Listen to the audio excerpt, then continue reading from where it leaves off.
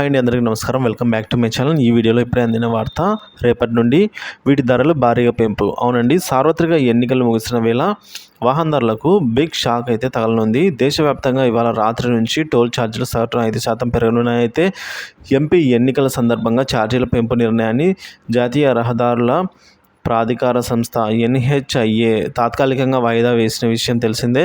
ఇక ఏప్రిల్ 1వ తేదీన టోల్ ఛార్జీలు పెంచుతూ ఉన్నట్లు NHIA అని ప్రకటించింది. కాగా జాతీయ రహదారుల రోడ్డు రవాణా మంత్రిత్వ శాఖ ఛార్జీల పెంపు అంశాలు ఈసీ వద్దకు తీసుకెళ్లింది. దీంతో ఈసీ ఎన్నికల నేపథ్యంలో పెంపు నిర్ణయాన్ని వాయిదా వేయాలని అయితే NHAIను ఆదేశించింది. దీంతో కొత్త ఛార్జీల పెంపు ప్రక్రియ తాత్కాలికంగా నిలిచిపోయిందండి.